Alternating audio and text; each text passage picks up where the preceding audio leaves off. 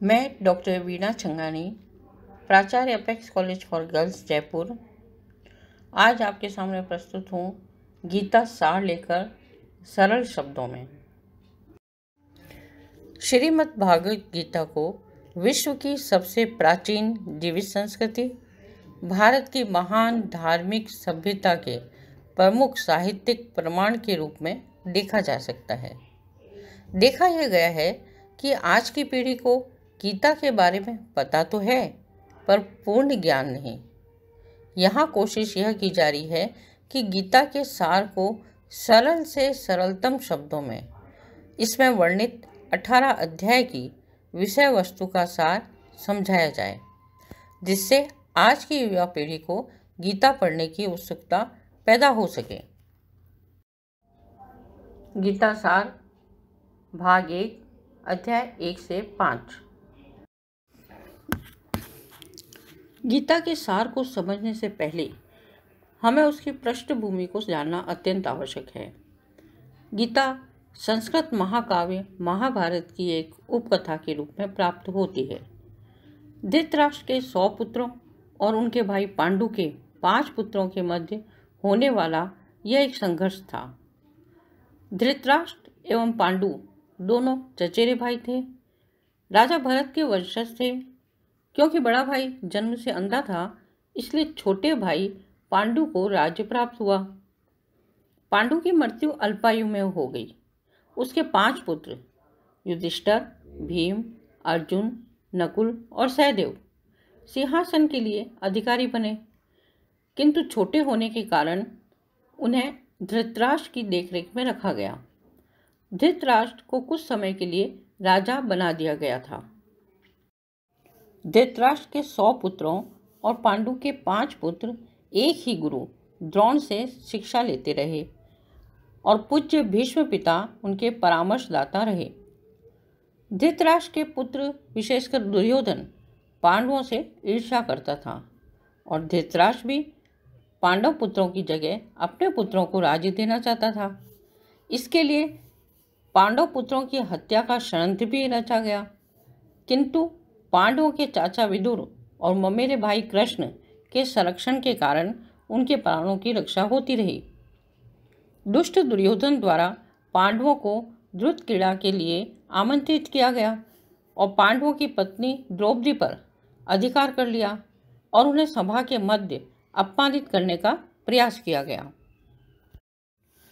कृष्ण के दिव्य प्रयासों से उसकी रक्षा हो सकी, किंतु पांडवों को राज्य से वंचित होकर 13 वर्ष तक वनवास के लिए जाना पड़ा। वनवास से लौटकर जब पांडवों ने राज्य के बदले केवल 5 गांव मांगे, तो दुर्योधन ने सुई की नोक भर भी भूमि देने के लिए इनकार कर दिया। युद्ध जरूरी हो गया।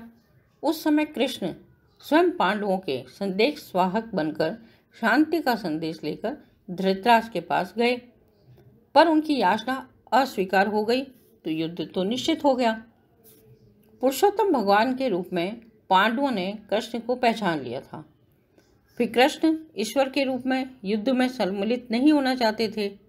फिर भी उन्होंने प्रस्ताव रखा कि जो उनकी सेना का उपयोग करना चाहे कर सकता है,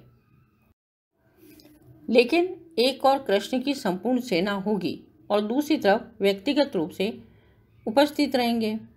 दुर्योधन ने कृष्ण की सेना मांगी और पांडवों ने स्वयं श्री कृष्ण को ग्रहण किया। इस प्रकार कृष्ण अर्जुन के सारथी बने। अब हम उस बिंदु पर आते हैं जहां से श्रीमद् भागवत गीता का शुभारंभ होता है। दोनों सेनाएं युद्ध के लिए तैयार हैं और धृतराष्ट्र अपने सचिव संजय से पूछ रहे हैं कि सेना ने क्या किया।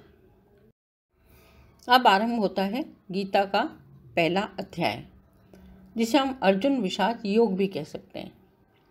पांडु पुत्र अर्जुन ने अपने निकट संबंधियों, शिक्षकों और मित्रों को युद्ध के लिए और अपना जीवन उत्सर्ग कर देने के लिए तैयार देखा तो अर्जुन युद्ध से विमुख हो गए। वे जैसे अपनी शक्ति खो चुके थे। उनका मन मोहग्रस्त हो गया और उन्होंने युद्ध करने के विचार को त्याग दिया। प्रथम अध्याय में दोनों सेनाओं का वर्णन किया गया है। शंख बजाने के पश्चात अर्जुन सेना को देखने के लिए रथ को सेनाओं के मध्य ले जाने के लिए कृष्ण से कहते हैं। तब मोहयुक्त हो अर्जुन कायरता तथा शौक युक्त वचन कहते हैं। श्रीमद् भगवद गीता का अध्याय 2 सांख्य योग। अर्जुन शिष्य के रूप में श्री कृष्ण की शरण में जाते हैं। कृष्ण उन्हें युद्ध स्तर पर ही नश्वर भौतिक शरीर और नित्य आत्मा के मूलभूत अंतर की व्याख्या करते हुए अपना उपदेश प्रारंभ करते हैं। दूसरे अध्याय का मुख्य वर्णन है अर्जुन की कायरता के विषय में अर्जुन कृष्ण संवाद, सांख्य योग, कर्म योग, स्थिर बुद्धि व्यक्ति के गुण। अध्याय 3 कर्म योग। इस भौतिक जगत में हर व्यक्ति को किसी न किसी प्रकार के कर्म को करना पड़ता है। यही वह कर्म है जो मनुष्य को इस संसार से मुक्त कराता है। निष्काम भाव से किया गया कर्म मनुष्य को कर्म के नियम से मुक्त कराता है और आत्मा और परमात्मा को दिव्य ज्ञान प्राप्त करवाता है। तीसरे अध्याय का मुख्य वर्णन नित्य कर्म करने वाले की श्रेष्ठता, यज्ञ आदि कर्मों की आवश्यकता, अज्ञानी और ज्ञानी के लक्षण, काम के निरोध का विषय। अध्याय 4 ज्ञान कर्म संन्यास योग। आत्मा, ईश्वर तथा इन दोनों से संबंधित जो ज्ञान है वह दिव्य ज्ञान कहलाता है। दिव्य ज्ञान शुद्ध तथा मोक्ष प्राप्त करने वाला है। ऐसा ज्ञान कर्म योग का फल देने वाला होता है। भगवान बताते हैं कि सबसे पहले मैंने यह ज्ञान भगवान सूर्य को दिया था। सूर्य के पश्चात गुरु परंपरा के द्वारा आगे बढ़ा, किंतु अब यह लुप्त प्राय हो गया है। अब वही ज्ञान मैं तुम्हें बताने जा रहा हूँ। अर्जुन कहते हैं कि आपका तो जन्म हाल में ही हुआ है, तो आपने ये सूर्य से कैसे कहा? तब श्री भगवान ने कहा कि तेरे और मेरे अनेक जन्म हुए, लेकिन तुम्हें याद नहीं, पर मुझे याद है।